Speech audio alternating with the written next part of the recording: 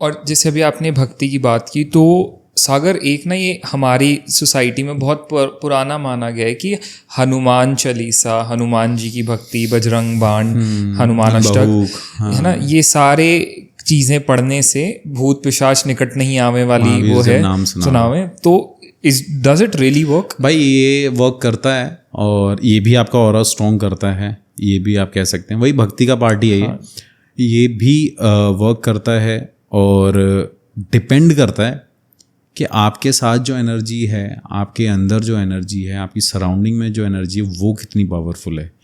क्योंकि आप देखो ना, जैसे कि हनुमान चालीसा मैंने पढ़ दी, लेकिन एक हनुमान चालीसा पढ़ने से ही सब कुछ नहीं हो जाएगा। ऑल्दो पावरफुल है, लेकिन आप हनुमान चालीसा पढ़ो, राम जी की तस्वीर रख लो, हनुमान जी की तस्वीर रखो, घी की जोत जलाओ, उसके बाद हनुमान चालीसा पढ़ो, तो और ज़्यादा पावर, और उसकी पावर कैसी होगी। तो ऐसी ना इन चीज़ों को भी बढ़ाने के लिए पावर्स और चाहिए होती, पावर लगती है। अब क्या है, जो लोग मतलब एक्चुअली में सबसे ज़्यादा विक्टिम जो लोग बनते हैं, जो अल्कोहल लेते हैं, जो नॉन वेज खाते हैं, मतलब मैंने ऐसे केसेस बहुत सुने हैं। ओके। जो अल्कोहल पीते हैं, नॉन वेज खाते हैं, और मतलब जो भी चीज़ है, गलत काम करते हैं, किसी भी उस वे में समझ लो, उनका ऑरा नेगेटिव होता है, उनका ऑरा एक्चुअली वीक हो जाता है। आप भक्ति करो, आप अच्छे कर्म करो, मेडिटेशन करो, गलत मत करो, मैं आपको बता रहा हूँ आपका ऑरा बहुत स्ट्रॉन्ग रहेगा। अब क्या है कि सबका बताने का तरीका अलग अलग होगा, लेकिन इन दी एंड यही एक भाई प्रोसेस है, इन दी एंड यही प्रोसेस है भाई। आप भक्ति करोगे, आपका ऑरा ऑटोमेटिकली स्ट्रॉन्ग होगा।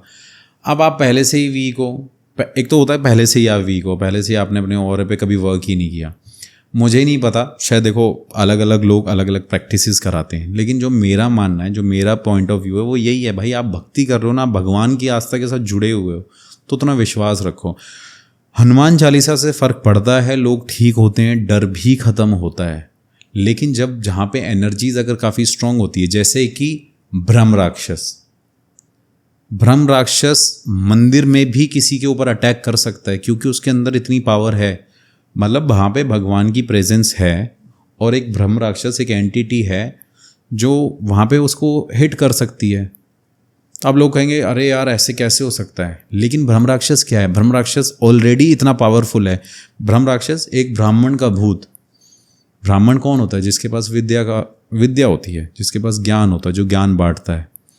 ऑलरेडी उसने विद्या मतलब इतनी है उसके पास, विद्वान है वो, लेकिन उसने गलत कर्म करे, गलत काम करे, दान पात्र में से पैसा चुराया, लोगों से पैसा लिया। जैसे मैं हूँ, मैं बोलूँगा यार इसका क्लाइंट है, मैं इसके 10,000 की जगह से 1 लाख रुपए ले रहा हूँ सपोज, तो मैं गलत कर रहा हूँ।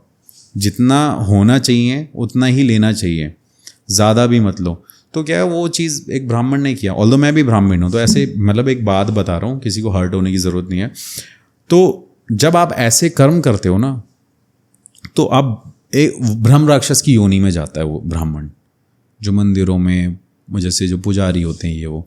तो अब वो ऑलरेडी बहुत ज़्यादा विद्वान है, उसके अंदर एक्चुअली में बहुत शक्ति है, और जब वो इस योनि में जाएगा तो उसके पास डबल पावर आ जाएंगी।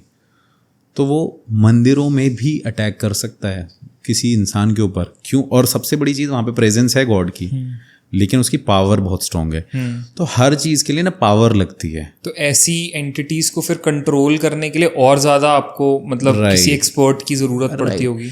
एक्सपर्ट की भी ज़रूरत पड़ती है, लेकिन इन दी एंड तो ब्लेसिंग भगवान की ही चाहिए। मतलब भगवान से बड़ी कोई एंटिटी नहीं है एज पर यू?